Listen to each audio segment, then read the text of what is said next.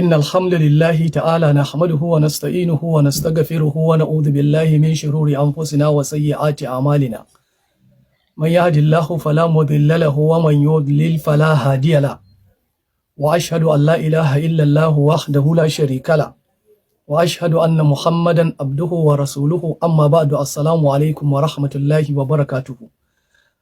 Da farko muna miƙa godiya ga Allah subhanahu wa ta'ala wanda ya kawo mu yau ranar Juma'a 26 ga watan 12 2025 miladiya haihuwar Annabi Isa alaihi salatu wassalamu.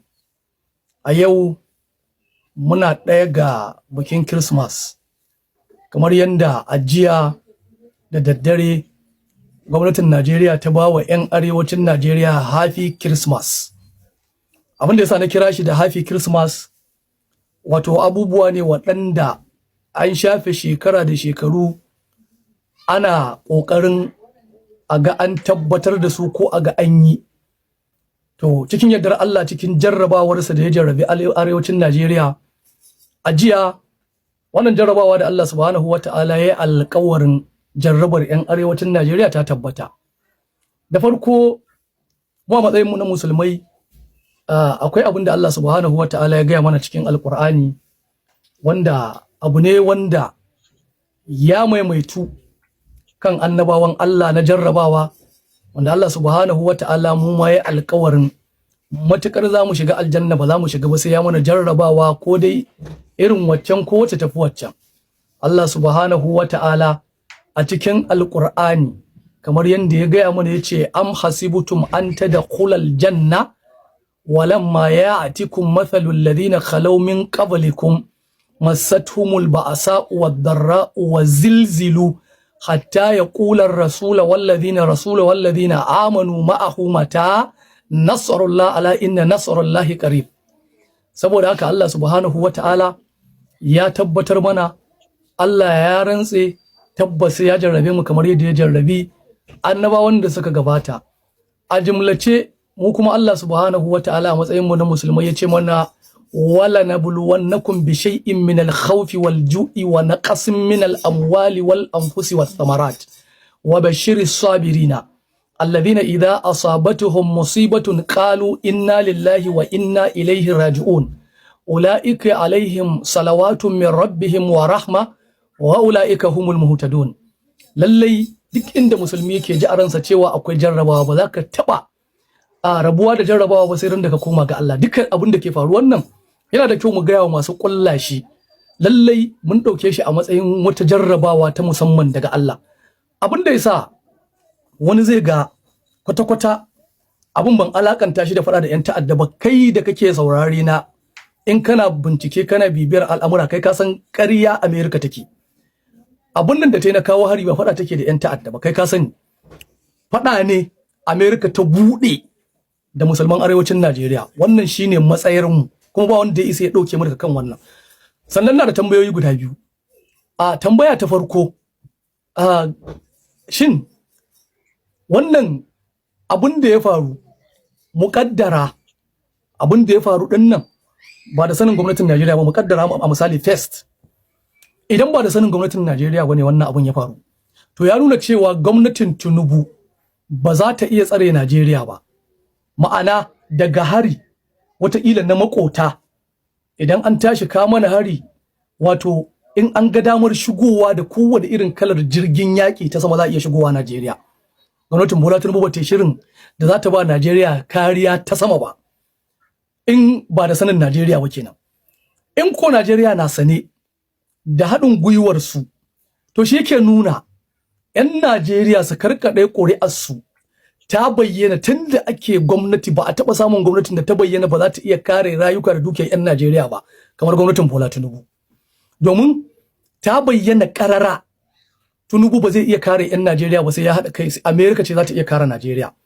A matsayinmu na Najeriya wanda muke ƙasa mai cin gashin kai, mai cikakken 'yanci, a lokacin gwamnatin Najeriya ba ta da jiragen da makaman da za ta je ta kai hari gurin 'yan bindigar da ita gwamnatin Najeriya ta san inda suke, ta san maɓoyarsu, ta san kuma ko su waye. amma Najeriya ba ta da kayan aikin da za ta je gurin wannan ta kai wannan harin, sai ta haɗa kai da Amerika ce ke da jirgi wanda za a turo shi daga wani guri ya shigo Najeriya ya kai wannan harin. A lokacin da gwamnatin Najeriya take da jiragen da idan aka yi juyin mulki a wata ƙasa take aikawa da jiragen yaƙi su je su kautar da sojoji da suka yi juyin mulki ta dawo da shugaban ƙasar da aka kifar. Gwamnatin Najeriya tana da waɗannan makama, amma tsaron cikin ƙasar ta sai dai ta gayyato Amerika saboda akwai wata manufa tsakanin waɗansu daga ciki a cikin gwamnatin da kuma ita gwamnatin Amerika. Abu na gaba, abin da na sha faɗa, muƙaddara haɗin gwiwa ne da gwamnatin Najeriya. Wannan shi yake nuna ƙwarewar ɓangaren tsaron Najeriya kenan, wannan shi yake nuna tsantsar ƙwarewa ta Christopher Musa a matsayinsa na ministan tsaro.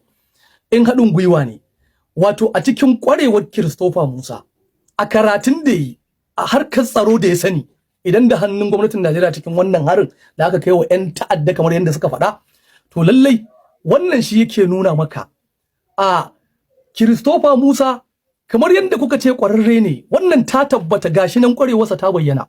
Babban ƙwarewarsa shine a matsayinsa na ministan tsaro, a matsayinsa na wanda ake tsammani kamar inda waɗanda suke tsammani, domin dama ni bana ciki, masu tsammanin Christopher Musa zai iya jagorantar harkar tsaron da za ta kawo ƙarshen matsalar tsaro a Najeriya. Ni na ce ban gamsu ba, kuma ina nan akan bakana na ban gamsu da shi ba. Saboda haka to ku waɗanda kuka gamsu da shi, kuka gamsu da ya ƙware a harkar tsaro, to abinda yake so ya nuna muku na ƙwarewa shine ya gayyato ƙasashen duniya ko ƙarƙashin ministancinsa na tsaro, ƙasashen duniya irin su Amerika su shigo Najeriya, su taho su zo don kawo muku agaji na gaggawa, agaji irin wanda gwamnatin ku ta kasa ta bayyana. Lallai wannan zai zama abun kunya, wannan zai zama abun Allah wadai, wannan zai zama abun a zauna a yi kuka da ido hawaye ya zuba, irin abin da ya faru din nan. A lokacin da a garin Maiduguri, a Gambori ne ko wani abu mai kama da haka, yau kwana 3 'yan bindigar Boko Haram suka kai hari masallaci, suka yi damejin musulmi, suka kashe mana al'ummar musulmi. A lokacin da suka yi haka, sai wani gidan talabishin ya fita ya ce ya alakanta wannan harin da Christmas. Amma saboda mutanen mu dakikai ne kansu baya ja, maimakon su gano cewa ba alakanta wannan gidan talabishin da yayi da Christmas ba, shine kusan akwai abin da ke shirin faruwa na an kai hari a kashe mana al'umma, sannan a zo a ce al'ummar Kiristoci ne ma aka kashe.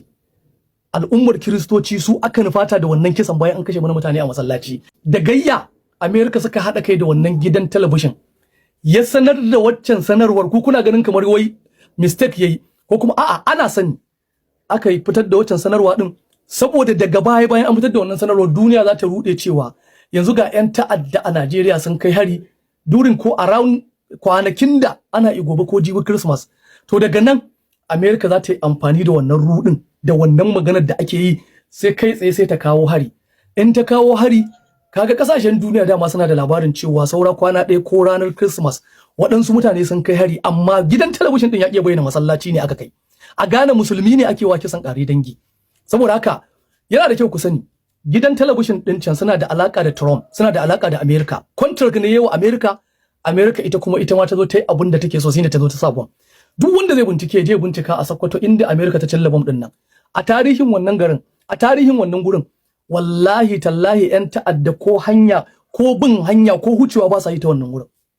Garin ba su san ta'addanci ba, garin ba su san 'yan bindiga ba, ba su san 'yan kidnapping ba. In amma mutum yana garin ƙarya ne ke ya je ya bincika, domin ban zo ina wannan maganar da ka ba, ban zo ina wannan maganar da molan ka ba. Wallahi inda Amerika ta kai hari gurin ba ta da bai da alaka da gurin, 'yan ta'adda ba sa gun gurin. Kuma kai ka san ƙarya kake ka kalli ido na ka gaya mun cewa gwamnatin Najeriya ita bata ma san akwai babu 'yan ta'adda a gurin ba, amma gwamnatin Amerika ita ta gano, saboda an raina ku, an maida ku kidahumai da ke kai tosassu, kuma za ku ci ubanku ku waɗanda kuke ganin cewa Amerika wai ita ce za ta taimake ku, za ta tsamo ku daga cikin halin da kuke ciki. Na rantse da Allah, idan abun nan da Amerika ta fara in ya ci gaba, billahi allazi Najeriya sai ta gagaru musulmi da kiristoci zama lafiya. Domin me? Amerika bata taba shiga wata ƙasa ba face sai ta hada rikici, sai ta hada yakin basasa.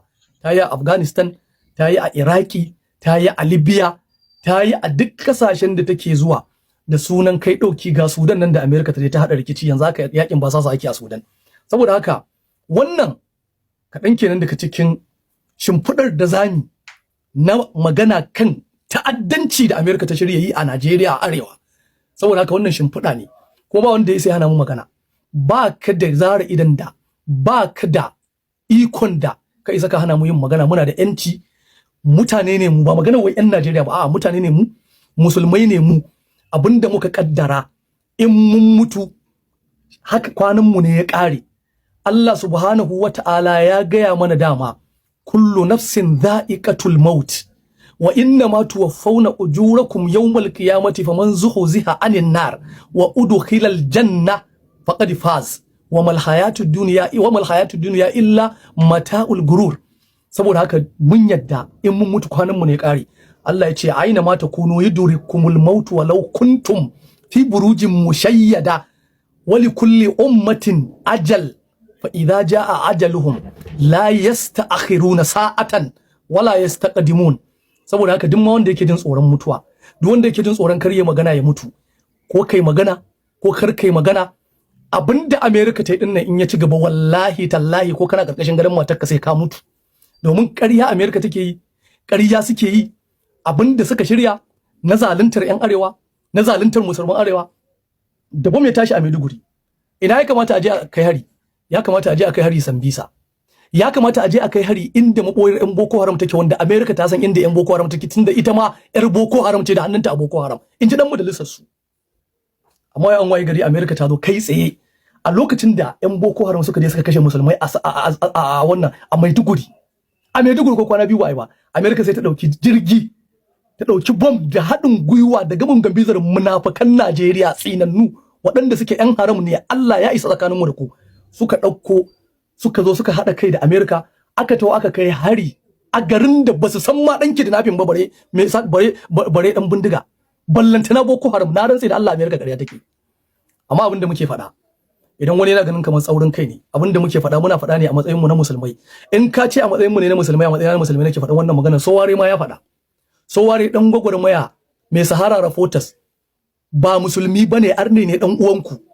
Ya faɗa ya ce wannan abin da Amerika ta yi rashin mutunci ne, ba daidai bane, kuma wannan cin amana ne. Najeriya ta gwamnatin Najeriya ta haɗa kai da Amerika a zo a yi wannan. Soware yayi wannan maganar. In kana ganin ni musulmi ne nayi, saboda haka ba ni kadai nake ne wannan maganar ba, akwai waɗanda ba musulmai ba sun yi.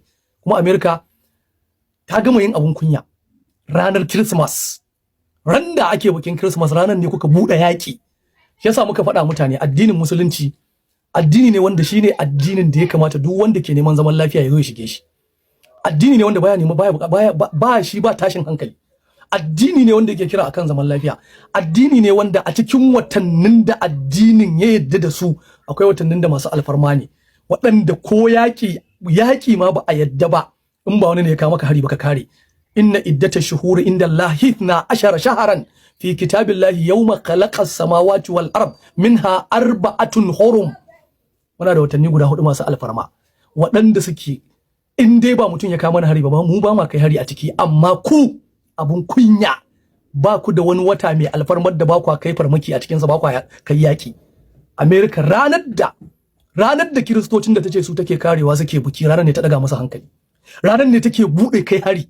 Yasa muka ce muku su ba su da alaka da kiristanci, domin da masu Yahudawa ne. Abun mamaki wai Benjamin Netanyahu ne yake cewa wai a dakatar da kashe kiristoci a Najeriya, mutumin da a yanzu maganar da ake a South Africa akwai lauyoyi sun haɗa kai sun kai karar Isra'ila da waɗansu waɗanda suke a Isra'ila ɗin da sunan cewa suna da hannu wajen yunkurin ko suna da hannu a kashe Yesu.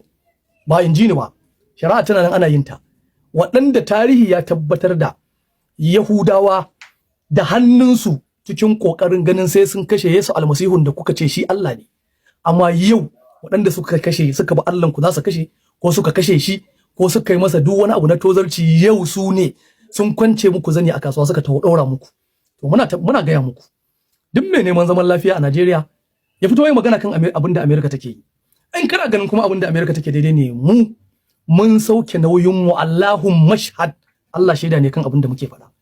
Idan ba a tashi an yi magana ba, mutane ba su nuna gwamnatin Najeriya ba su gamsu ba, ba su yadda ba, abin nan a dakatar da shi dole ba sai an ga dama ba, kuma wallahi ya zama wa 'yan Najeriya dole su nemo kansu mafita. In kuka bar gwamnatin Tinubu ta wuce, billahi allazi Najeriya sai ta watsi.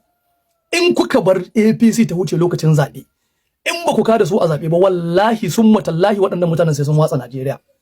In kun yadda kun yadda, in ba ku yadda ba, mun ba ku shawara, wannan kuma ya rage naku. Ina roƙon Allah subhanahu wataala ya ba mu lafiya, ya ba mu zaman lafiya, ya kawo mana ci gaba mai ɗorewa. Duk wanda ke neman Najeriya da bala'i da ya sa ta cikin tashin hankali, ya Allah muna roƙonka, Allah in ya shiga jirgi, Allah ka tarwatsa jirgin. Allah muna roƙonka, Allah ka wulakanta shi da yake son wulakanta al'ummar Najeriya. Ya Allah ka wulakanta shi wulakanta wadda makiyinsa ma sai ya ji tausayinsa. Muna roƙon Allah subhanahu wataala ya ba mu lafiya, ya ba mu zaman lafiya. Kuma wannan saƙon na rantse da Allah shi fi kowanne sanyi, na sauran suna nan tafi.